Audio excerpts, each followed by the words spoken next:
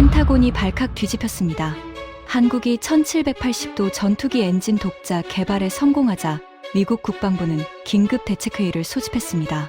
32년간 동맹국의 무기 수출을 통제해 온 미국의 절대 시스템에 사상 초유의 균열이 발생한 겁니다. 580억 달러 규모의 중동 시장이 하룻밤 사이에 한국으로 기울기 시작했고 미국의 방산 카르텔은 공포에 질렸습니다. 하지만 진짜 충격은 그 다음이었습니다. 한국이 미국의 파격적인 공동 개발 제안을 단칼에 거절해버린 겁니다. 그 충격적인 전말을 지금 공개합니다. 시작하기 전 구독과 좋아요, 그리고 대한민국 화이팅 댓글로 한국을 응원해주세요. 저는 마크 핸더슨, 미국 국방부 국방안보협력국, 그러니까 DSCA라고 불리는 곳에서 32년간 동맹국 무기체계 평가관으로 근무해 온 사람입니다. 제 직함이 좀 길고 복잡하게 느껴지실 수 있으니 아주 쉽게 설명해 드리겠습니다. 여러분이 해외여행을 갈 때 공항 출국 심사대에서 여권에 도장을 쾅 찍어주는 직원이 있지 않습니까? 그 직원이 도장을 안 찍어주면 여러분은 비행기를 탈 수 없죠. 제가 하는 일이 정확히 그겁니다. 다만 여권 대신 전투기가, 공항 대신 전 세계 무기 시장이 제 관할이라는 차이가 있을 뿐이죠. 동맹국이 전투기를 만들어서 해외에 수출하고 싶다고요? 그 비행기 안에 미국산 엔진이 들어갔든, 미국산 볼트가 하나 박혀 있든, 심지어 미국산 접착제가 한 방울이라도 묻어 있으면 반드시 제 책상 위에 놓인 결제 서류를 통과해야만 합니다.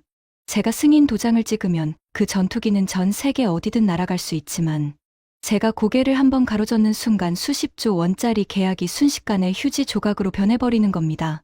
그날도 여느 때와 다름없는 워싱턴의 평범한 월요일 아침이었습니다. 펜타곤 3층 서쪽 복도 끝자락에 위치한 제 사무실의 창밖으로는 포토맥, 강 위로 차가운 겨울 햇살이 은빛 물결을 만들어내고 있었죠. 저는 갓 내린 아메리카노의 뜨거운 김을 호흡 불어가며 사무실 정면 벽을 가득 채운 거대한 전자, 현황판을 흐뭇하게 바라보고 있었습니다. 그 현황판에는 미국의 동맹국 37개, 나라가 현재 수출을 추진 중인 무기체계의 심의 현황이 실시간으로 표시되고 있었거든요. 초록색 불이 들어온 칸은 제가 승인 도장을 찍어준 건, 빨간색은 제가 불어한 건, 그리고 노란색은 아직 제 책상 위에서 결제를 기다리고 있는 건이었습니다. 37개국의 운명이 이 현황판 위에서 제 손가락 하나에 의해 초록과 빨강 사이를 오가고 있었단 말입니다. 솔직히 고백하자면 저는 이 거대한 통제의 권력을 진심으로 사랑했어요. 특히 한국이라는 나라의 칸은 제 현황판에서 가장 자주 깜빡거리는 곳이었습니다. 오해하지 마십시오. 저는 한국을 아주 특별하게 아끼고 있었거든요. 전 세계 37개 동맹국 중에서 한국만큼 말을 잘 듣고 서류를 깔끔하게 제출하며 무엇보다 납기일을 단 하루도 어기지 않는 모범적인 파트너를 저는 본 적이 없었으니까요. 한국의 방산 업체들은 우리가 엔진과 핵심 부품을 보내주기만 하면 그들 특유의 무서운 속도와 디지털 시스템을 가동해서 눈 깜짝할 사이에 번듯한 전투기를 조립해냈습니다. 유럽의 게으른 공장들이 2년 걸려 만들 비행기를 한국은 단 8개월 만에 뚝딱 찍어내더군요. 하지만 거기까지였습니다. 한국이 아무리 FA-50이나 KF-21 같은 훌륭한 전투기를 척척 만들어낸다 해도 그 비행기의 심장부에는 언제나 우리 지휘의 엔진이 박혀 있었고 그 엔진 위에는 제 도장이 선명하게 찍혀 있었으니까요. 한국이 중동의 부자 나라들에게 수십조 원어치 전투기를 팔고 싶어 안달이 나도 제가 사무실에서 커피 한 모금 마시며 고개를 젓는 순간 모든 게 끝이었습니다. 저는 이것을 동맹 관리에 세련된 기술이라고 불렀지만 솔직한 술자리 표현으로 바꾸자면 한국은 우리가 깔아놓은 판에서 하청업체처럼 일이나 열심히 하라는 뜻이었죠. 저는 따뜻한 아메리카노를 한 모금 더 들이켜며 현황판의 한국 칸을 바라봤습니다. 노란색 불이 2개 깜빡이고 있더군요. 한국이 또 어딘가에 전투기를 팔겠다고 심의를 요청해 온 모양이었습니다. 저는 입꼬리를 슬쩍 올리며 속으로 중얼거렸죠. 그래, 한국. 너희는 그냥 지금처럼 열심히 조립이나 해. 심장은 우리가 넣어줄 테니까. 그것이 바로 32년째 단 한 번도 흔들린 적 없는 제가 굳건히 믿어온 세계 질서의 전부였습니다. 여러분은 전투기 엔진이라는 것이 왜 그토록 만들기 어려운 물건인지 정확히 아십니까? 초등학생도 이해하기 쉽게 비유를 하나 들어보겠습니다. 영하 50도의 꽁꽁 언 공기를 빨아들인 다음 그걸 내부에서 1780도의 지옥불로 태워 총알보다 4배나 빠른 속도로 뿜어내는 기계입니다. 마치 냉장고 안에 용광로를 집어넣고 그 용광로가 절대 냉장고를 녹이지 않도록 버티게 만드는 마법 같은 기술이란 말입니다. 이 마법을 부릴 수 있는 나라는 전 세계에서 딱 4곳뿐이었습니다. 미국, 영국, 러시아, 프랑스. 그리고 이 4나라 중에서도 최첨단 전투기에 들어가는 5세대급 엔진을 양산할 수 있는 나라는 사실상 미국과 영국뿐이었죠. 인도 같은 나라를 한번 보십시오. 인도는 무려 43년이라는 긴 세월 동안 천문학적인 돈을 허공에 쏟아부으며 자체 엔진을 만들겠다고 발버둥 쳤지만 결국 그 마법의 문턱을 넘지 못해 지금도 러시아와 미국의 엔진을 구걸하는 처량한 신세로 전락하지 않았습니까? 그래서 저는 한국이 독자 엔진을 개발하겠다는 소식을 처음 들었을 때 진심으로 웃음이 나왔습니다. 제 기억이 정확하다면 한 3년 전쯤이었을 겁니다. 한국방위사업청에서 KF-21 전투기에 장착할 국산 엔진 개발 사업에 3조 8천억 원을 투입하겠다는 공식 발표를 했거든요. 저는 그 뉴스를 읽으며 옆자리 동료인 브라이언의 어깨를 툭 치며 킥킥거렸죠. 브라이언, 한국이 독자 엔진을 만들겠다는군. 3조 8천억이래. 인도가 43년 동안 우리 돈으로 200억 달러를 태우고도 실패한 그 엔진을 한국이 만든다고? 비유를 하자면 동네 자전거 수리점 주인이 느닷없이 우주왕복선을 만들겠다고 선언한 거나 다름없지 않나? 브라이언도 실소를 터뜨리며 맞장구를 쳤습니다. 한국이 조립을 기가 막히게 잘하는 건 인정하지만 엔진은 차원이 다른 문제잖아. 그건 단순히 금속을 잘 깎는다고 되는 게 아니라 수십 년간 쌓아온 실패 데이터와 소재 기술의 축적이 필요한 건데 말이야. 저는 고개를 끄덕이며 현황판을 가리켰습니다. 걱정할 것 없어. 한국이 엔진을 만들든 로켓을 만들든 그 안에 우리 기술이 한 톨이라도 들어가는 순간 다시 내 도장이 필요해지니까 결국은 이 책상으로 돌아올 수밖에 없는 거야. 저는 왜 그토록 확신에 차 있었을까요? 그건 바로 과거의 완벽한 성공 경험 때문이었습니다. 1990년대에 일본이라는 나라가 있었습니다. 당시 세계 2위의 경제 대국이자 기술 강국이었던 일본은 어느 날 갑자기 자체 전투기를 만들겠다며 큰 소리를 쳤죠. F이라는 이름의 전투기였습니다. 일본 특유의 정밀한 탄소 섬유 기술과 공기 역학 설계는 솔직히 인정할 만한 수준이었어요. 하지만 우리 미국은 그런 일본을 아주 세련된 방식으로 요리해버렸습니다. 겉으로는 우리가 기술을 도와줄 테니 공동 개발을 하자며 천사처럼 다가갔죠. 그리고는 일본의 우수한 기술 데이터와 천문학적인 개발비만 쏙쏙 빨아먹은 뒤 정작 가장 중요한 핵심 엔진 기술과 비행, 제어 소프트웨어는 블랙박스로 단단히 잠가버렸습니다. 결국 일본은 돈은 돈대로 쓰고 기술은 기술대로 뜯기고 아직까지도 스스로 전투기 하나 띄우지 못하는 처량한 신세로 전락해 있지 않습니까? 저는 그 완벽했던 일본 길들이기 작전을 자랑스러운 교본처럼 서랍 속에 간직하고 있었습니다.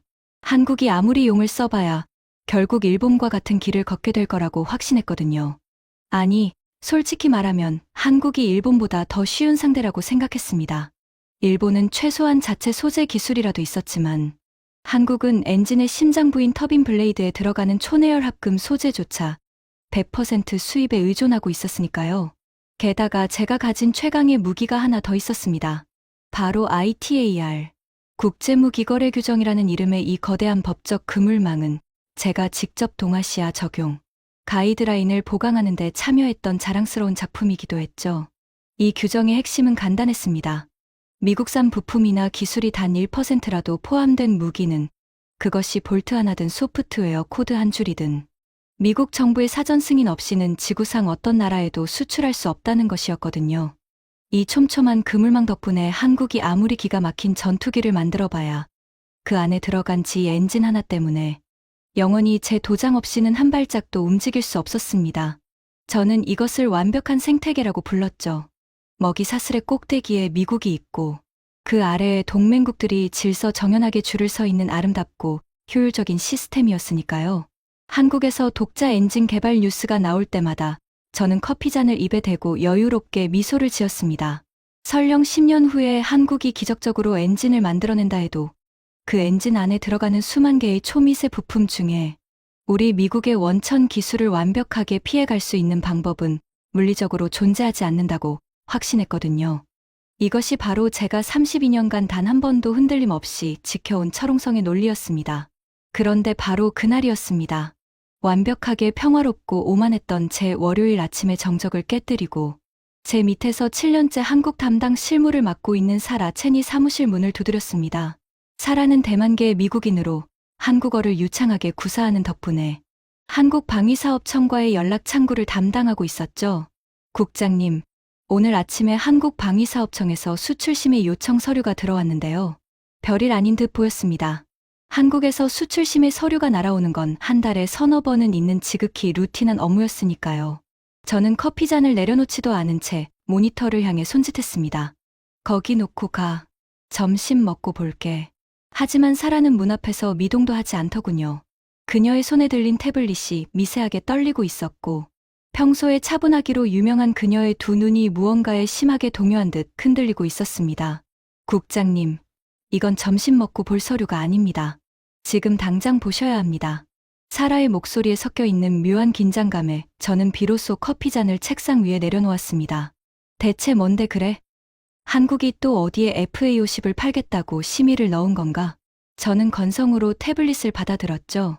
화면에는 여느 때와 다름없는 표준 양식의 수출심의 요청서가 떠 있었습니다. 대한민국 방위사업청이 KF-21 블록 3 전투기의 중동 지역 수출을 위한 미국 측 사전 심의를 요청한다는 내용이었습니다. 여기까지는 지극히 평범했어요.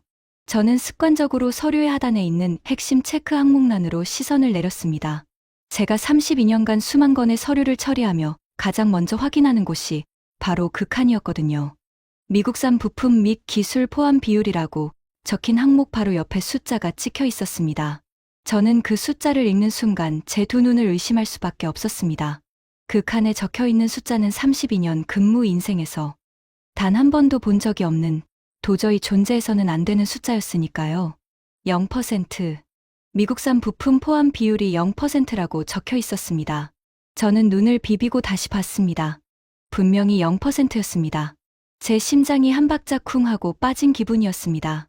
32년간 제 책상을 거쳐간 수만 건의 수출심의 서류 중에서 미국산 부품 비율이 0%인 서류는 단 한 건도, 진짜 단 한 건도 존재한 적이 없었거든요. 사라, 이거 오타 아니야? 시스템 입력 오류 아닌지 한국 쪽에 다시 확인해봐. 제 목소리가 본인도 모르게 한 톤 높아져 있었습니다. 하지만 사라는 이미 그 질문을 예상했다는 듯 입술을 꾹 깨물고 고개를 저었습니다. 확인했습니다. 2번 확인했어요.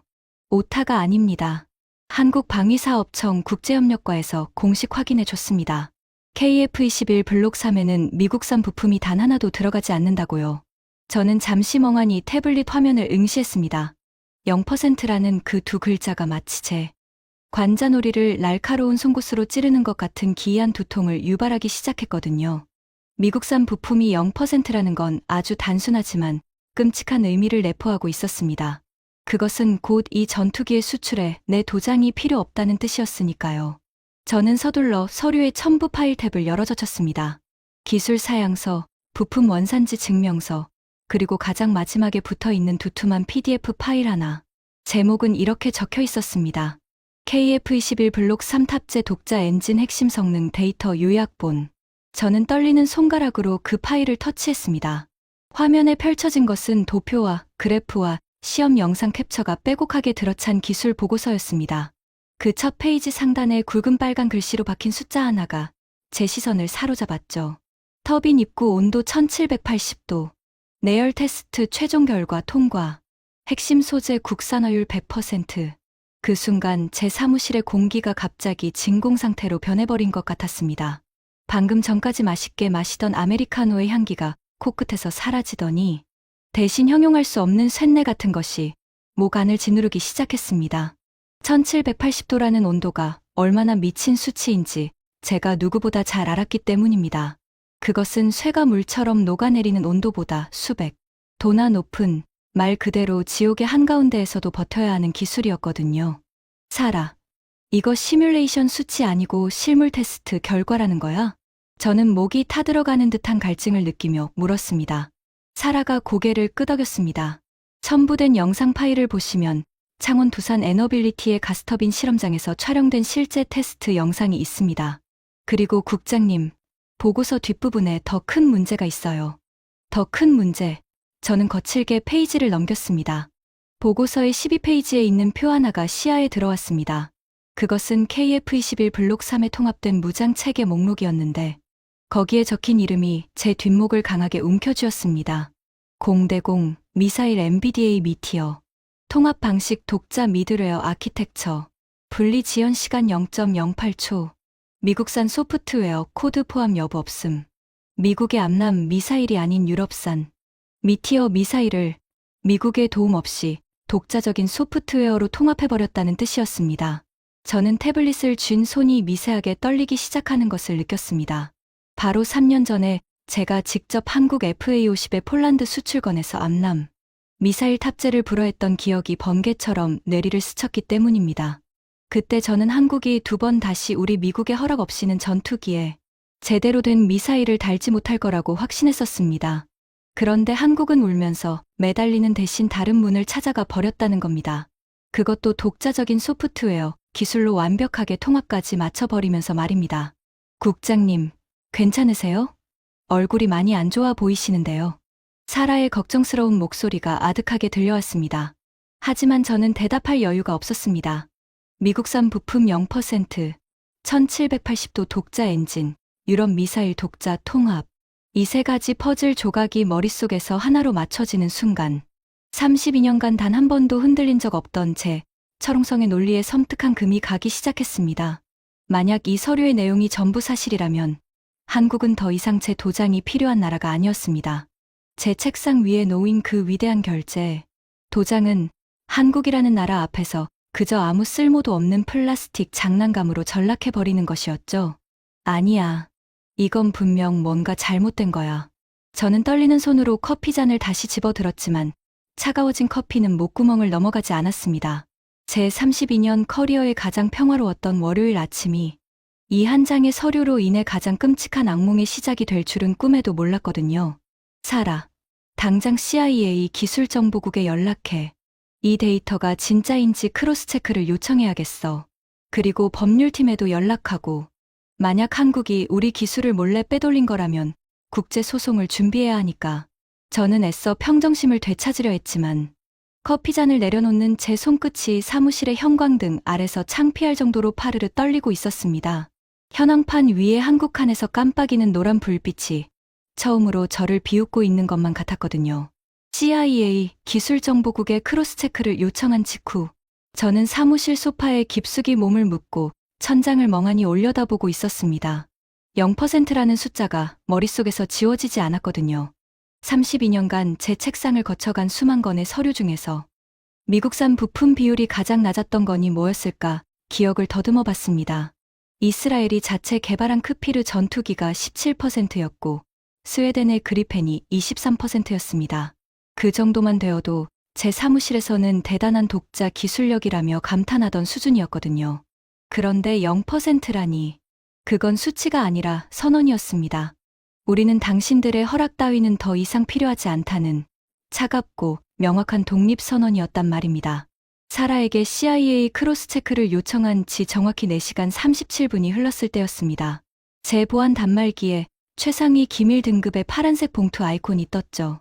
CIA 기술정보국 부국장이 직접 서명한 보고서였습니다. 저는 심호흡을 한번 하고 파일을 열었습니다. 제발 오류이길, 한국 측의 허풍이길 간절히 바라면서 말입니다. 하지만 첫 문장부터 제 희망은 산산조각이 나 버렸습니다. 검증 결과 요약. 대한민국 방위사업청이 제출한 KF-21 블록 3 기술 데이터는 사실로 확인됨. 정찰 위성 감시 영상. 한국 내 협력정보원 3중 교차 검증 완료. 저는 이를 악물고 다음 페이지를 넘겼습니다. 거기에는 창원에 위치한 두산 에너빌리티의 가스터빈 실험장을 정찰 위성으로 촬영한 적외선 열감지 영상이 첨부되어 있었습니다. 영상 속에서 거대한 실험용 터빈이 맹렬하게 돌아가고 있었고 그 주변의 열감지 수치가 선명하게 1780도를 가리키고 있었습니다. 보고서는 계속됐습니다. 특히 주목할 점. 한국 측이 개발한 터빈 블레이드의 냉각 방식은 기존 미국 및 영국의 방식과 근본적으로 다른 아키텍처를 채택하고 있음. 저는 눈살을 찌푸리며 읽어 내려갔습니다. 기존 우리 미국과 영국의 터빈 블레이드, 냉각 방식은 레이저로 금속 표면에 미세한 구멍을 뚫어 공기를 분사하는 기술이었습니다. 이 분야에서 우리 지휘와 영국의 롤스로이스가 보유한 원천 특허는 수천 건에 달했고, 어떤 나라든 이 방식을 따라 하려면 반드시 우리 특허망에 걸리게 되어 있었죠. 그것이 바로 제가 자랑스러워하던 두 번째 족쇄였습니다. 그런데 CIA 보고서의 다음 문단이 그 두 번째 족쇄마저 산산조각 내버렸습니다.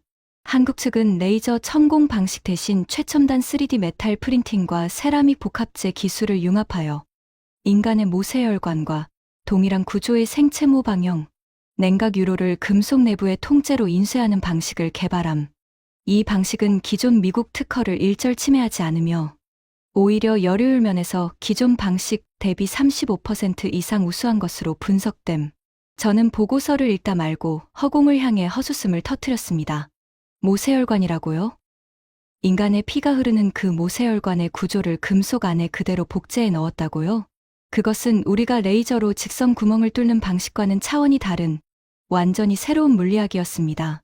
마치 우리가 직선 도로를 뚫고 있는 동안 한국은 혈관처럼 구불구불한 고속도로를 3D 프린터로 찍어내 버린 셈이었죠. 그리고 가장 끔찍한 문장이 보고서의 마지막을 장식하고 있었습니다. 결론. 대한민국의 독자 엔진 기술은 미국의 원천 기술 체계를 우회한 것이 아니라 완전히 다른 기술 패러다임으로 도약한 것으로 평가됨.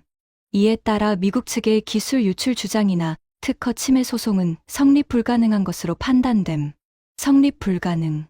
그 네 글자가 제 고막을 철퇴처럼 때렸습니다. CIA가 직접 확인해 준 겁니다. 한국이 우리 기술을 훔친 것도 아니고 우리 특허를 침해한 것도 아니라고. 그들은 우리가 상상조차 못했던 완전히 새로운 길을 만들어버렸다고 말입니다. 저는 보안 단말기를 책상 위에 거칠게 내려놓았습니다. 화면이 꺼지면서 제 창백해진 얼굴이 검은 유리면에 유령처럼 비쳤죠. 인도가 43년을 매달리고도 실패한 그 기술을 한국이 불과 7년 만에 해냈다는 사실도 충격이었지만 더 소름 끼치는 건 그 방식이었습니다. 우리의 기술을 따라잡은 게 아니라 아예 다른 차원의 기술을 새로 만들어버렸다는 것. 그건 마치 우리가 열심히 말을 타고 달리는 동안 한국은 자동차를 발명해버린 것과 같은 이야기였으니까요. 사무실 벽의 현황판에서 한국 칸의 노란 불빛이 여전히 전멸하고 있었습니다. 그 불빛이 이제는 마치 폭탄의 타이머처럼 불길하게 깜빡이는 것만 같더군요.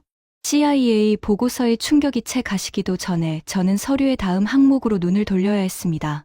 미사일 통합 문제였죠. 솔직히 말하면 엔진보다 이쪽이 제 심장을 더 깊게 후벼 팠습니다. 왜냐하면 이건 3년 전 제가 직접 내린 결정과 얽혀 있었기 때문입니다. 3년 전의 일을 말씀드리겠습니다. 한국이 경공격기 FA-50을 폴란드에 수출하는 대형 계약을 따냈을 때의 일이었죠. 계약 규모만 수십억 달러에 달하는 한국 방산 역사상 최대급 수출건이었습니다. 한국 측은 이 전투기에 우리 미국의 최신의 공대공, 미사일인 암람을 장착해서 폴란드에 납품하겠다는 심의 요청을 제 책상 위에 올려놓았습니다. 저는 불어 도장을 찍었습니다.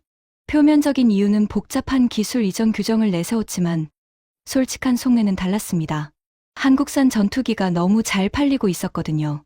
미국보다 가격은 절반이면서 납기는 3배나 빠르고 성능까지 준수하니 전 세계 중소 국가들이 줄을 서서 한국 비행기를 사겠다고 난리였단 말입니다. 이대로 놔두면 우리가 보잉, 로키드 마틴과 함께 밀어붙이려던 T-7A, 레드호크 훈련기의 수출 시장이 한국한테 몽땅 빼앗길 판이었죠. 그래서 저는 한국 전투기의 손발을 묶어버리기로 했던 겁니다. 비행기가 아무리 좋아도 제대로 된 미사일을 달 수 없으면 결국 날아다니는 깡통에 불과하니까요. 저는 불어 도장을 찍으면서 속으로 쾌재를 불렀습니다.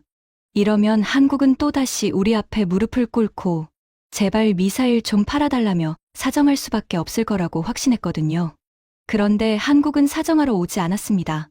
대신 뭘 했냐고요? 유럽으로 날아가 버렸습니다. 미국이 문을 닫으면 다른 문을 찾으면 되지 않겠냐는 듯.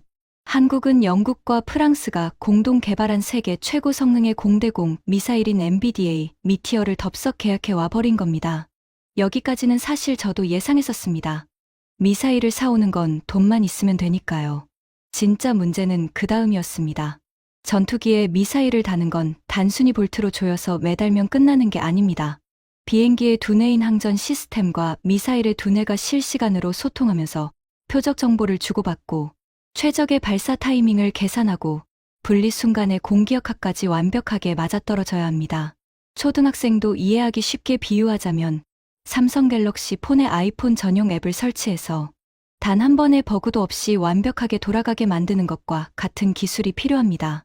운영 체제가 완전히 다른 두 시스템을 실시간으로 통역해주는 중간, 다리를 처음부터 새로 만들어야 한다는 뜻이죠. 보통 이런 작업은 원래 미사일을 만든 나라의 기술 지원이 있어야 가능하고, 그마저도 최소 5년에서 8년은 걸리는 게 상식이었습니다. 그래서 저는 한국이 미티어를 사와도 어차피 통합에 실패하거나 최소한 10년은 허우적거릴 거라고 코웃음을 쳤었죠. 미국의 도움 없이 이종 무기, 세계 통합을 성공시킨 나라는 전 세계에서 이스라엘 정도가 유일했고, 그마저도 7년이 걸렸으니까요. 그런데 지금 제 앞에 놓인 서류에는 통합 완료라는 두 글자가 선명하게 찍혀 있었습니다. 걸린 시간은 고작 2년 3개월이었습니다. 이스라엘의 3분의 1도 안 되는 시간이었죠. 저는 서류에 첨부된 기술 보고서를 펼쳤습니다. 한국은 미국의 통역을 부탁하는 대신 아예 새로운 언어를 만들어버렸더군요. 한국 국방과학연구소가 독자 개발한 오픈 아키텍처 미드웨어라는 이름의 소프트웨어 플랫폼이었습니다. 이 플랫폼은 어떤 나라에서 만든 미사일이든 어떤 규격의 레이더든 마치 만능 통역사처럼 실시간으로 데이터를 번역해서 전투기의 두뇌에 전달해주는 시스템이었습니다. 미티어 미사일의 분리 지연 시간은 0.08초. 이건 미국의 암람 미사일을 F-35에 통합했을 때의 수치인 0.12초보다 오히려 빠른 겁니다. 한국이 미국의 최신의 스텔스 전투기보다 더 빠르고 정확하게 유럽산 미사일을 쏠 수 있게 되었다는 뜻이었죠. 저는 자리에서 벌떡 일어나 사무실을 서성이기 시작했습니다. 넥타이가 갑자기 목을 조이는 것 같아 매듭을 거칠게 잡아당겨 느슨하게 풀어버렸죠. 3년 전에 제가 불어 도장을 찍으며 쾌재를 불렀던 그 순간이 떠올랐습니다. 한국에 손발을 묶었다고 자부했던 바로 그 결정이 지금 와서 보니 한국에게 독자 기술을 개발할 동기를 선물해 준 꼴이 되어버렸다는 씁쓸한 깨달음이 목 안을 태웠습니다. 내가 문을 닫으니까 한국은 더 좋은 문을 만들어 버렸구나. 저는 아무도 없는 사무실에서 혼잣말을 내뱉었습니다.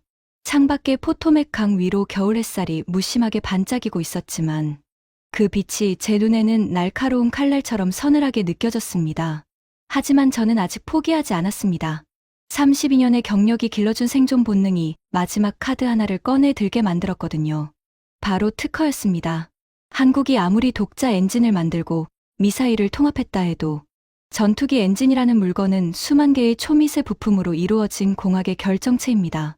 그 수만 개의 부품 하나하나에 미국과 영국이 수십 년간 쌓아 올린 원천 특허가 거미줄처럼 엮여 있었죠. 터빈 블레이드의 곡률 설계, 연소실의 공기 흐름 패턴, 베어링의 윤활 방식, 노즐의 가변 각도 제어까지 이 촘촘한 특허의 그물망을 완벽하게 피해가면서 전투기 엔진을 만든다는 건 빗방울 사이를 한 방울도 맞지 않고 걸어가는 것만큼이나 불가능한 일이라고 저는 확신했습니다. 저는 즉시 펜타곤 법률자문실의 수석 변호사인 데이비드 로스를 호출했습니다. 데이비드는 국제무기특허 소송 분야에서 20년 경력의 베테랑으로 과거에도 동맹국이 미국 기술을 몰래 복제했을 때 수십 건의 소송을 승리로 이끈 전문가였죠. 데이비드, 한국의 KF-21 독자 엔진건을 봤나? 특허 침해 가능성을 긴급으로 분석해줘. 엔진 내부 구조, 소재, 냉각 방식, 연소 시스템 전부 다 뒤져봐. 우리 지휘와 프렛 앤 히트니의 원천 특허를 단 1%라도 건드린 게 있으면 즉시 국제 소송을 준비하겠네. 데이비드는 고개를 끄덕이며 법률팀 전원을 비상 소집했습니다. 15명의 특허 전문 변호사와 7명의 항공, 우주공학 자문위원이 24시간 체제로 한국의 엔진 기술 데이터를 분석하기 시작했죠. 저는 그들이 한국 엔진의 약점을 찾아내 미국 특허에 한 발이라도 걸리는 지점을 발견해 줄 거라고 굳게 믿었습니다. 일단 특허 침해가 하나라도 나오면 국제항공재판소에 소송을 걸고 한국의 수출을 전면 금지시킬 수 있으니까요. 다음 날 오전 데이비드에게서 연락이 왔습니다. 마크, 잠깐 내 사무실로 와줄 수 있나? 중간 보고할 게 있어. 그의 목소리에서 승리의 기색 같은 건 털끝만큼도 느껴지지 않았습니다. 오히려 묘하게 가라앉은 톤이었죠. 불안한 예감을 안고 법률 사무실로 내려갔습니다. 데이비드의 사무실은 마치 전쟁터 같았습니다. 책상 위에 수백 장의 특허 도면이 어지럽게 쌓여 있었고, 벽면의 대형 스크린에는 한국 측 엔진의 내부 구조 단층 촬영 이미지와 미국 측 특허 도면이 나란히 비교 분석되고 있었습니다. 데이비드는 자리에서 일어나 스크린 앞으로 걸어가더니 레이저 포인터로 두 개의 이미지를 번갈아 가리켰습니다. 마크, 결론부터 말할게. 특허 침해를 찾을 수 없네. 저는 그의 말을 제대로 이해하지 못한 척 다시 물었습니다. 뭐라고? 수만 개의 부품 중에 하나도 안 걸린다고? 데이비드가 깊은 한숨을 내쉬며 스크린을 가리켰습니다.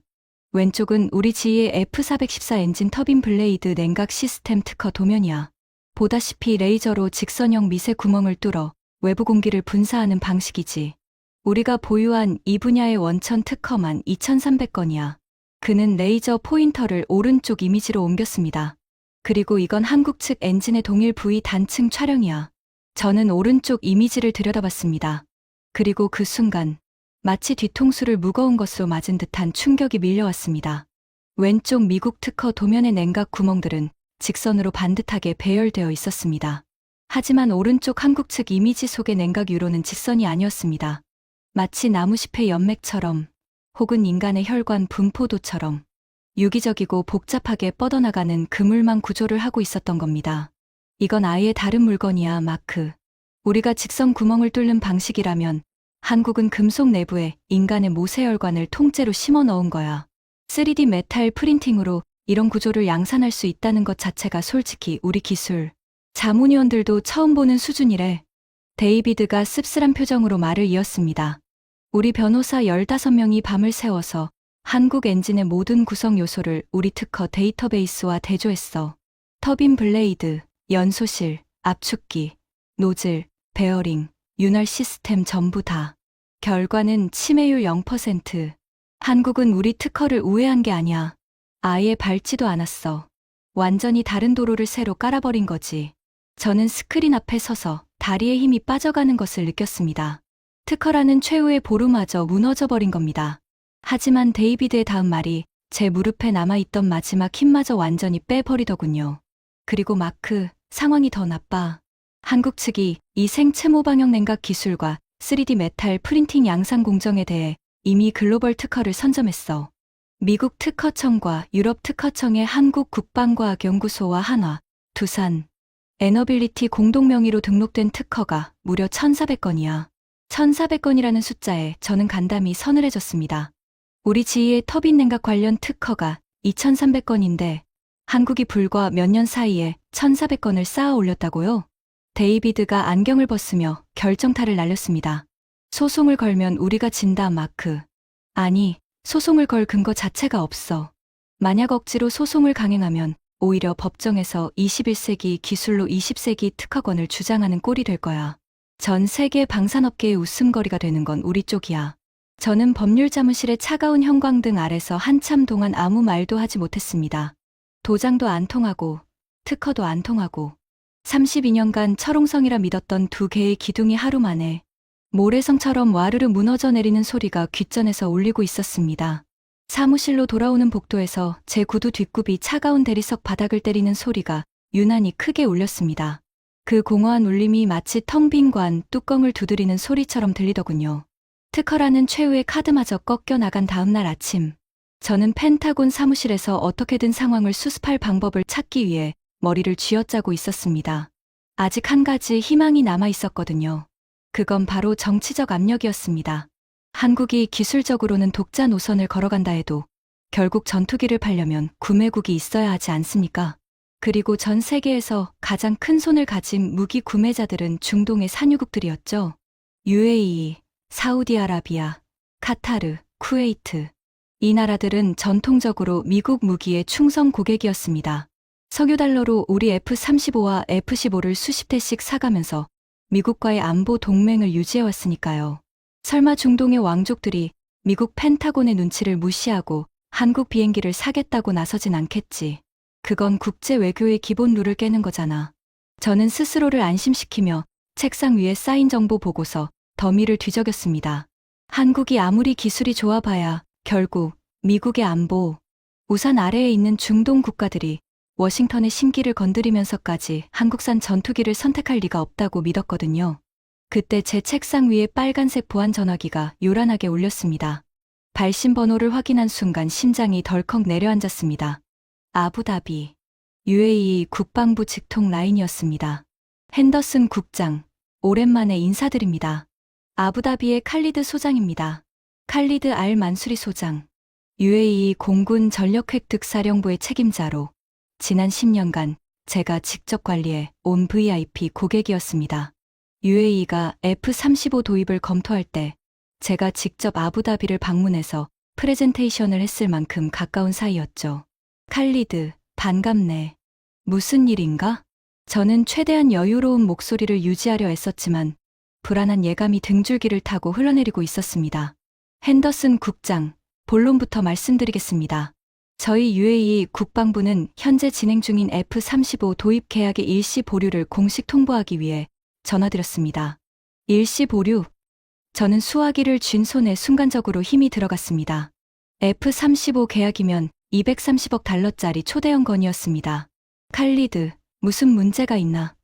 기술 이전 조건이 마음에 안 드나? 가격 재협상이 필요하면 얼마든지 논의할 수 있네. 저는 당장 가격을 깎아주겠다는 말까지 입 밖에 내뱉을 뻔했습니다. 32년 커리어에서 처음으로 고객에게 구걸하는 듯한 수치심이 치밀었지만 참아야 했죠. 가격이나 기술 이전의 문제가 아닙니다, 국장님. 저희는 한국의 KF-21 블록 3를 우선 평가하기로 결정했습니다. 한국 측이 제시한 조건이 솔직히 말해 귀국의 제안과는 비교가 안 됩니다. 비교가 안 된다고요?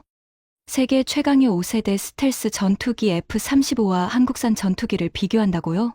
저는 거의 비명에 가까운 목소리로 되물었습니다. 하지만 칼리드의 대답은 차갑고 논리적이었습니다.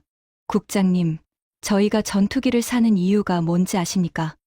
자국의 영공을 자국의 판단으로 지키기 위해서입니다. 그런데 F-35를 사면 어떻게 됩니까? 레이더 코드 하나를 바꾸려 해도 워싱턴의 승인을 받아야 합니다. 폭탄을 장착하려 해도 펜타곤의 허락이 필요합니다. 소프트웨어 업데이트조차 미국 기술자가 와야만 가능하죠. 저희가 산 건 전투기가 아니라 미국의 리모컨이 달린 장난감이었습니다. 그의 목소리에는 오랫동안 쌓여온 분노와 좌절이 묻어나오고 있었습니다. 한국의 KF-21 블록 3는 다릅니다. 100% 독자 엔진, 독자 항전 시스템, 독자 미사일 통합 플랫폼. 미국의 부품이 단 하나도 들어가지 않기 때문에 ITAR 규제를 받지 않습니다. 저희가 사면 그 순간부터 100% 저희 겁니다. 소프트웨어 코드까지 전부 열어주겠다고 했습니다. 미국이 40년간 저희에게 한 번도 해준 적 없는 제안이죠. 저는 수화기를 쥔 손이 축축하게 젖어가는 것을 느꼈습니다. 칼리드가 말을 이었습니다. 그리고 솔직히 한 가지 더 말씀드리겠습니다. 리야드에서도 같은 움직임이 있습니다. 사우디아라비아 국방부도 한국과 이미 접촉을 시작했다고 들었습니다. 여기서 이런 얘기까지 하는 건 국장님과의 오랜 인연 때문입니다. 미국이 대응책을 마련할 시간을 드리고 싶었거든요. 전화가 끊어진 뒤 저는 수화기를 거치대에 내려놓지 못하고 한참을 멍하니 들고 있었습니다. 230억 달러짜리 UAE 계약이 보류됐습니다. 그리고 사우디까지 한국에 접촉했다는 소식. 이 두 나라만 합쳐도 전 세계 무기 수입 시장의 25%를 차지하는 슈퍼바이어들이었습니다. 저는 황급히 정보 분석 시스템을 열어 중동 지역의 최근 무기 도입 동향을 검색했습니다. 화면에 뜬 결과에 저는 식은땀이 등골을 타고 줄줄 흘러내리는 것을 느꼈습니다. UAE와 사우디뿐만이 아니었습니다. 카타르, 쿠웨이트, 오만, 바레인까지. 걸프만 6개국이 일제히 한국 방위사업청과 비밀 접촉을 진행 중이라는 정보 보고가 올라와 있었습니다. 그 총 추정 규모가 580억 달러. 580억 달러라는 숫자가 제 눈앞에서 어른거렸습니다. 우리 미국 방산업계가 지난 5년간 중동에서 벌어들인 수익의 거의 절반에 해당하는 금액이 한국으로 흘러가고 있었습니다. 아니, 더 정확하게 말하면 제 도장을 거치지 않고 흘러가고 있었던 겁니다. 저는 벽면의 현황판을 바라봤습니다. 한국 칸의 노란 불빛은 여전히 깜빡이고 있었지만 그 옆에 중동 국가 칸들에서 하나둘씩 초록색 불이 꺼지고 빨간색도 아닌 아예 회색으로 변하고 있었습니다. 회색은 심의 철회를 의미했습니다. 더 이상 미국의 심의가 필요 없다는 뜻이었죠. 제 도장이 필요 없는 거래가 전 세계에서 동시다발적으로 벌어지고 있었습니다. 저는 현황판 앞에 선 채로 무력하게 주먹을 쥐었다 폈다를 반복하고 있었습니다. 중동의 이탈 소식에 멘탈이 산산조각 난 상태에서 그날 오후 제 보안 이메일에 한 통의 정보 보고가 도착했습니다. 발신자는 도쿄 주재 미국 대사관의 방산 무관이었죠. 제목을 읽는 순간 저는 제가 잘못 본 줄 알았습니다. 일본 방위성 한국 국방과학연구소의 독자 엔진 기술 브리핑 공식 요청. 일본이 한국의 기술을 배우겠다고 고개를 숙였다고요? 여러분, 이게 얼마나 충격적인 일인지 설명해 드리겠습니다. 일본은 한국과 역사적으로 가장 첨예한 경쟁 관계에 있는 나라입니다. 방산 분야에서는 더더욱 서로를 의식하며 절대 지지 않으려 이를 악물어 온 라이벌이죠. 그 일본이 한국에게 기술을 가르쳐 달라고 공식 요청을 했다는 건 복싱 챔피언이 자기가 눕힌 도전자에게 주먹 쥐는 법을 가르쳐 달라고 무릎을 꿇은 것이나 다름없었습니다. 보고서의 내용은 이랬습니다. 일본은 차세대 전투기 사업을 영국, 이탈리아와 공동으로 추진하고 있었지만 핵심인 엔진 부문에서 여전히 독자 기술 확보의 난항을 겪고 있었습니다. 과거 1990년대 F2 공동 개발로 미국의 핵심 기술을 뜯긴 트라우마가 아직도 생생했던 일본으로서는 또다시 영국에 종속되는 것을 극도로 경계하고 있었죠. 그런 일본의 눈에 한국이 미국의 통제망을 완전히 뚫고 독자 엔진을 완성한 것은 가히 충격이자 희망이었던 겁니다. 일본 방위성 관계자의 발언이 보고서에 인용되어 있었습니다. 한국이 증명한 것은 단순한 엔진 기술이 아니다. 미국의 기술 패권에서 벗어날 수 있는 탈출구가 존재한다는 것을 증명한 것이다. 우리 일본도 30년 전의 실수를 반복하지 않기 위해 한국의 경험에서 배워야 한다. 저는 보고서를 읽으며 미간을 세게 주물렀습니다. 일본까지 한국 편에 서기 시작한 겁니다. 과거에 우리가 성공적으로 길들였던 바로 그 일본이 이제는 한국을 따라가겠다고 선언한 거였죠. 이건 단순한 무기거래의 문제가 아니었습니다. 미국이 수십 년간 구축해온 동맹국, 기술 종속 시스템 자체에 균열이 가고 있었단 말입니다. 하지만 진짜 최악의 소식은 그날 저녁에 도착했습니다. 퇴근 준비를 하던 저를 사라가 다급하게 불러 세웠습니다. 국장님, 국방정보국 DIA에서 긴급 분류 보고서가 왔는데 이건 국장님이 직접 보셔야 합니다.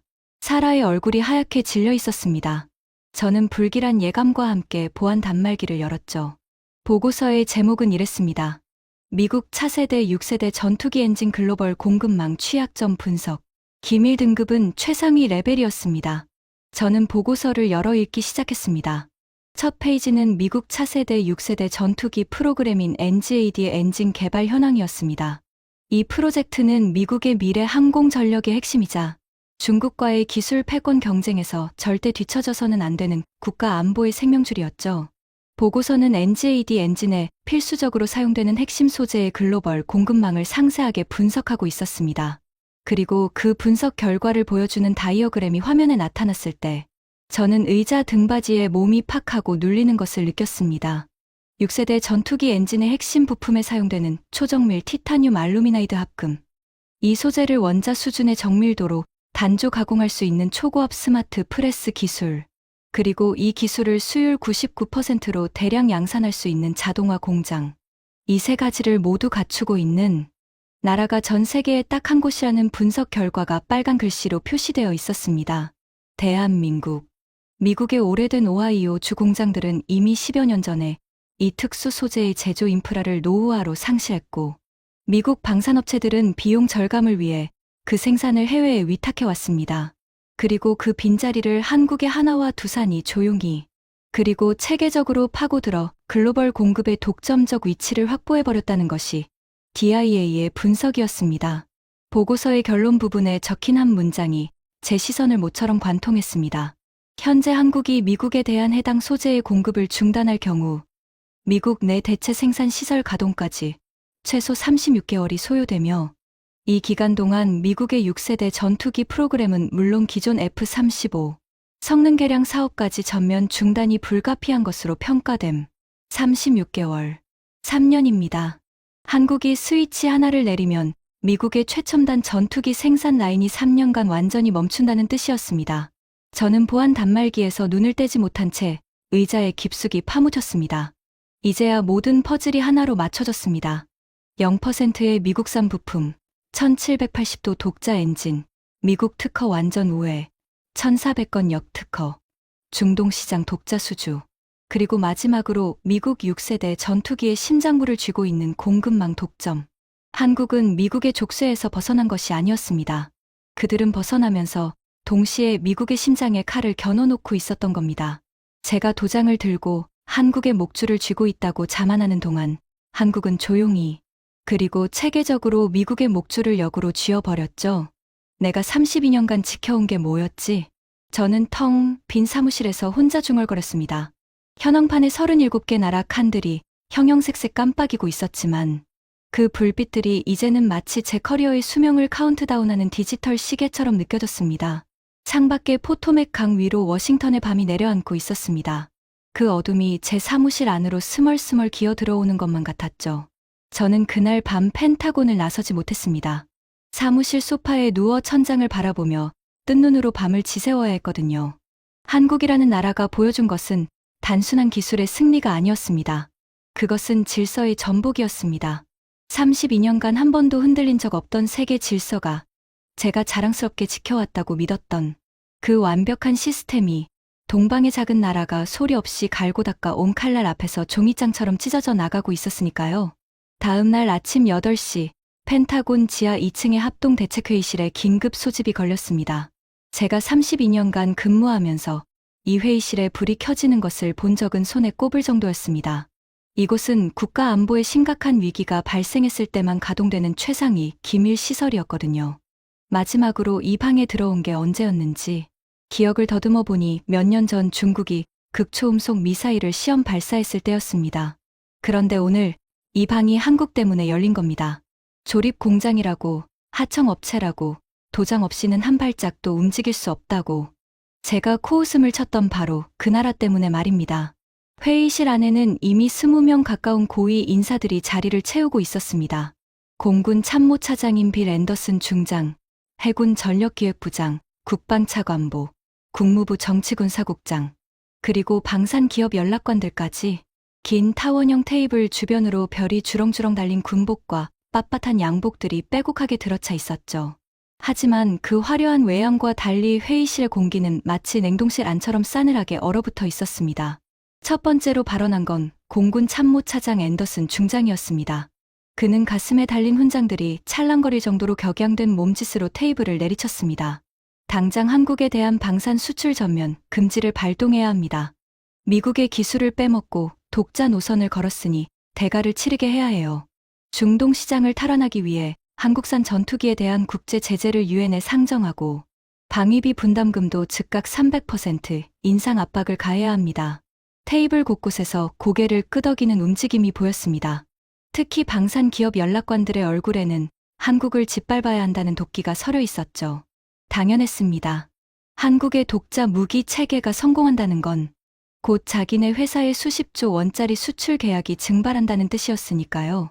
저도 솔직히 마음 한구석에서는 앤더슨 중장의 말에 동조하고 싶었습니다. 32년간 지켜온 제 도장의 권위가 하루아침에 무너지고 있었으니까요. 한국을 제재하고 압박하고 다시 원래의 질서로 되돌려놓고 싶다는 충동이 치밀었습니다. 하지만 바로 그때 회의실 구석에서 조용히 앉아있던 한 사람이 자리에서 일어났습니다. CIA 부국장 캐서린 모건이었습니다. 60대 초반의 백발이 섞인 단발머리에 금태, 안경을 쓴 그녀는 정보 분야에서 35년을 근무한 전설적인 분석가였죠. 그녀가 입을 열자 회의실의 웅성거림이 순식간에 잠아들었습니다. 장군님, 그리고 여기 계신 모든 분들, 제재를 논하시기 전에 이 한 장의 자료를 먼저 보시죠. 캐서린이 리모컨을 누르자 회의실 정면의 대형 스크린에 거대한 공급망 다이어그램이 떠올랐습니다. 어젯밤 제가 사무실에서 혼자 보며 식은땀을 흘렸던 바로 그 자료였습니다. 하지만 이번에는 더 상세한 분석이 추가되어 있었죠. 스크린 위쪽에는 미국의 차세대 6세대 전투기 NGAD의 엔진 구조도가 있었고 그 아래로 수백 개의 부품과 소재가 거미줄처럼 연결되어 있었습니다.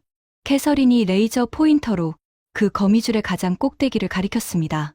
거기에 태극기 마크가 선명하게 박혀 있었죠. 지금 스크린에 보이시는 것은 우리 NGAD, 엔진의 핵심 병목 지점입니다. 초정밀 티타늄 알루미나이드 합금의 나노 단조 가공 기술과 99% 수율의 스마트 양산 공정. 이 두 가지를 동시에 보유한 나라는 현재 지구상에서 대한민국이 유일합니다. 앤더슨 중장이 버럭 소리를 질렀습니다. 그러니까 제재를 해서 그 기술을 뺏어오자는 겁니다. 압박하면 결국 넘어옵니다.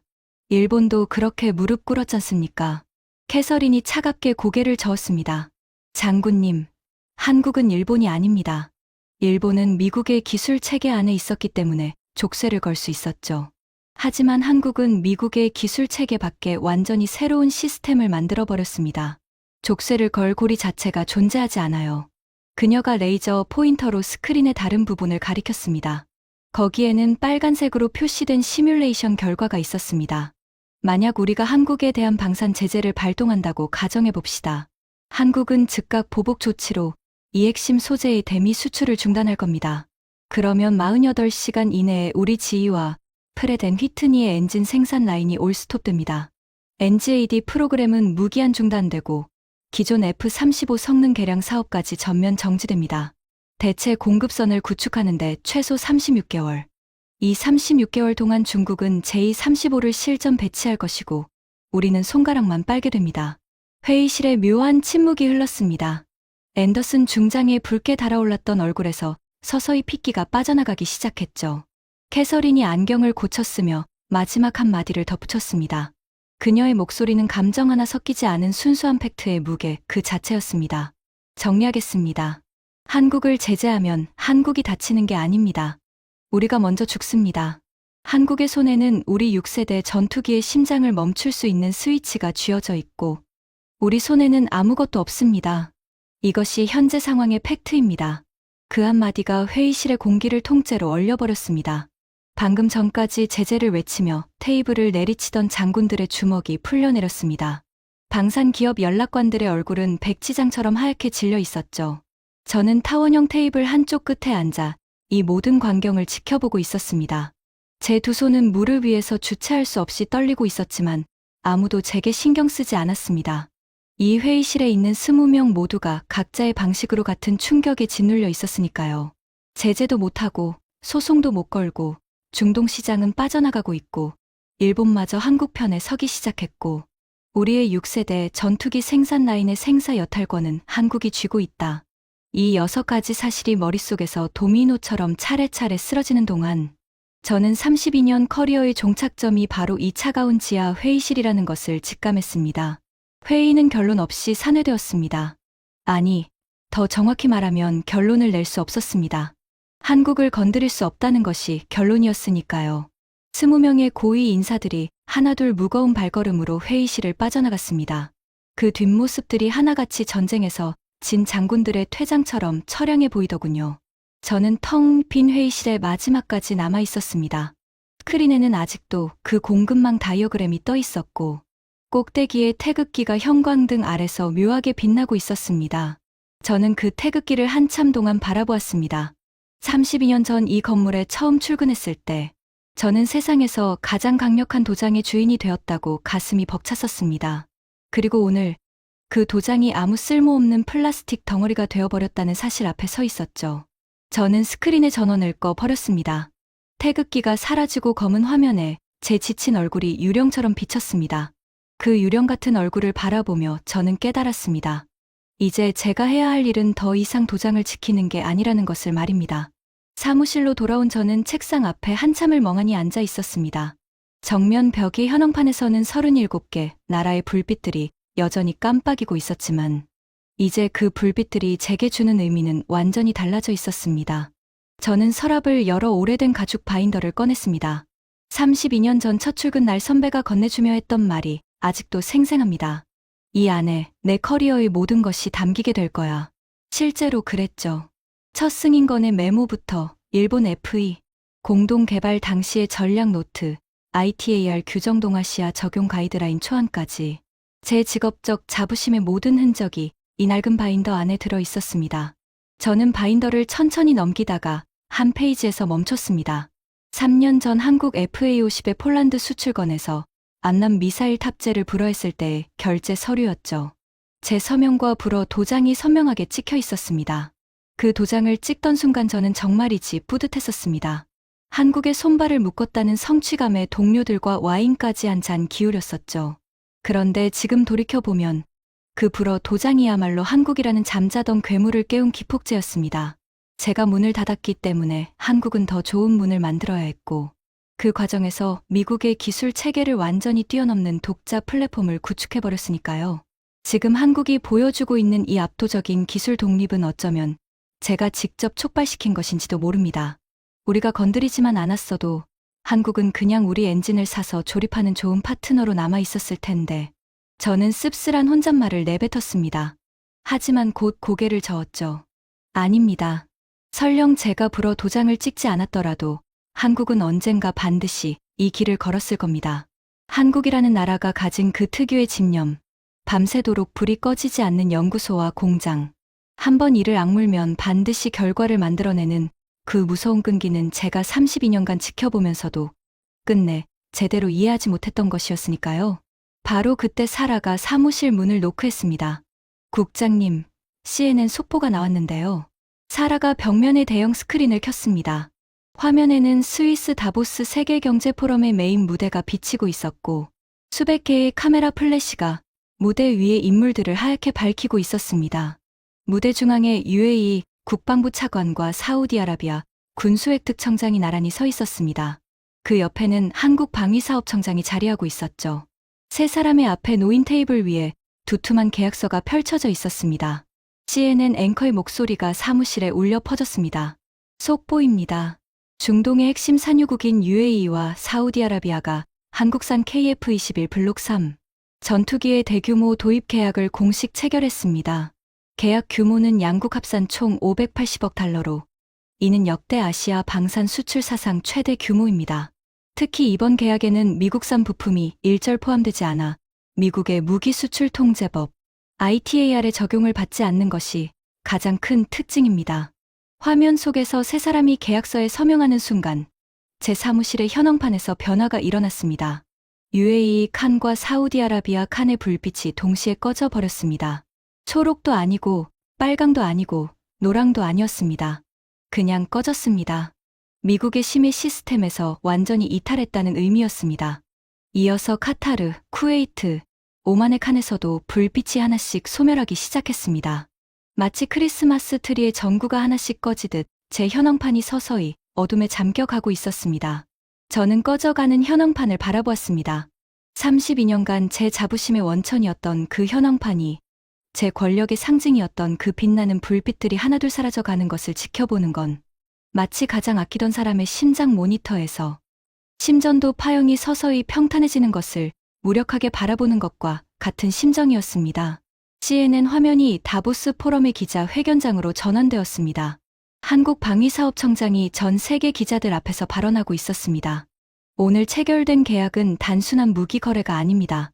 이것은 어떤 나라의 허락이나 간섭 없이 자유롭게 자국의 영공을 지킬 수 있는 진정한 방위 주권의 시작입니다. 대한민국은 앞으로도 모든 파트너 국가에게 완전한 기술 독립과 운용 자율성을 보장할 것입니다. 어떤 나라의 허락이나 간섭 없이 그 한마디가 수천 킬로미터를 가로질러 제 사무실의 벽면, 현황판과 제 책상 위에 놓인 결제 도장을 정확히 겨냥하고 있었습니다. 저는 서랍에서 32년 동안 함께해온 그 무거운 결제 도장을 꺼내 손바닥 위에 올려놓았습니다. 묵직한 금속의 감촉이 손끝에 전해졌습니다. 이 도장으로 수만 건의 서류의 승인과 불어를 찍어왔습니다. 이 도장 하나로 수십 개 나라의 전투기가 하늘을 날기도 하고 창고에 처박히기도 했죠. 한때는 이것이 세상에서 가장 강력한 무기라고 믿었습니다. 하지만 지금 이 도장은 그냥 차가운 쇳덩어리에 불과했습니다. 저는 도장을 서랍 안에 조용히 내려놓고 대신 흰 종이 한 장을 꺼냈습니다. 그리고 펜을 들었죠. 사직서를 쓰기 시작했습니다. 사직서의 마지막 줄에 서명을 한 뒤 저는 펜을 내려놓고 기지개를 폈습니다. 묘하게도 마음이 가벼웠습니다. 무거운 갑옷을 벗어 던진 병사처럼 어깨가 한결 편해진 기분이었죠. 창밖에 포토맥 강 위로 겨울해가 지고 있었습니다. 주황빛 노을이 강물 위에 번지며 아름다운 풍경을 만들어내고 있었지만 저는 예전처럼 그 풍경을 내 세상이라는 오만한 시선으로 바라보지 않았습니다. 그저 아름다운 저녁 노을이었을 뿐이죠. 32년간 저는 거대한 착각 속에서 살아왔습니다. 제 도장이 세계의 하늘을 지배한다고 믿었죠. 동맹국들은 영원히 미국의 울타리 안에서 고분고분하게 머물 거라고 확신했습니다. 일본을 길들인 것처럼 한국도 쉽게 관리할 수 있을 거라고 착각했고요. 하지만 한국은 달랐습니다. 그들은 울타리 안에서 불평하거나 울며 매달리지 않았습니다. 대신 조용히 이를 악물고 밤낮으로 연구실에 불을 밝히며 우리가 상상조차 못했던 완전히 새로운 길을 만들어냈죠. 우리가 쳐놓은 특허의 그물망을 뚫은 것이 아니라 아예 다른 바다를 개척해버렸습니다. 우리가 걸어놓은 ITAR의 족쇄를 끄는 것이 아니라 족쇄가 필요 없는 자유로운 몸을 만들어 버렸습니다. 그리고 가장 소름 끼치는 점은 그 모든 것을 이루면서도 한국은 단 한 번도 감정적으로 대응하지 않았다는 겁니다. 우리가 미사일 탑재를 불허하고 수출을 막고 기술을 통제했을 때 한국은 분노에 울부짖거나 워싱턴에 와서 제발 풀어달라며 사정하지 않았습니다. 대신 시스템으로 답했죠. 차갑고 정확하고 효율적인 시스템으로 말입니다. 그것이 바로 제가 32년간 과소평가했던 한국이라는 나라의 진짜 무서운 점이었습니다. 모니터에서는 아직도 CNN이 다보스 포럼의 후속 뉴스를 내보내고 있었습니다. 한국의 KF-21 블록 3가 중동의 사막 상공을 시범 비행하는 영상이 전 세계로 생중계되고 있었죠. 그 전투기의 쌍발 엔진에서 뿜어져 나오는 푸른색 화염은 더 이상 미국의 허락을 구하지 않는 자주적인 불꽃이었습니다.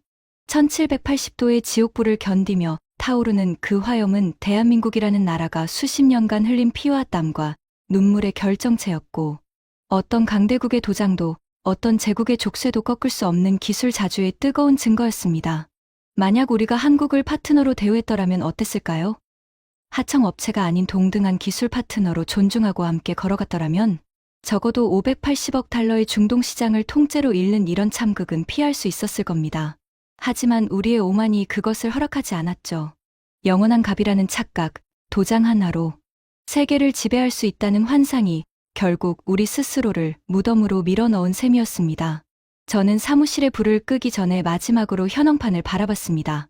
37개 나라의 칸 중 여러 개가 이미 꺼져 있었고 남아있는 불빛들도 예전처럼 밝게 빛나지 않았습니다. 제 도장의 시대가 저물어 가고 있었죠. 하지만 이상하게도 슬프지만은 않았습니다. 한국이 보여준 것은 단순한 기술의 승리가 아니었습니다. 그것은 정당한 노력의 승리였고 불의한 통제에 굴복하지 않는 의지의 승리였으며 약자가 강자를 이길 수 있다는 보편적 희망의 승리였습니다. 32년간 도장을 들고 서 있던 사람으로서 인정하기 쉽지 않았지만 한국의 승리는 아름다웠습니다. 하늘의 진짜 주인은 도장을 가진 자가 아니라 스스로 날개를 만든 자라는 것을 저는 오늘에야 비로소 깨달았습니다. 지금까지 펜타곤 무기체계 평가관이 경험한 충격적인 이야기였습니다. 대한민국의 기술 독립이 더 많은 분들께 알려질 수 있도록 이 영상을 널리 공유해주세요. 스스로 날개를 만든 나라는 아무도 꺾을 수 없습니다. 구독과 좋아요도 부탁드립니다. 지금까지 터칭 스토리였습니다. 감사합니다.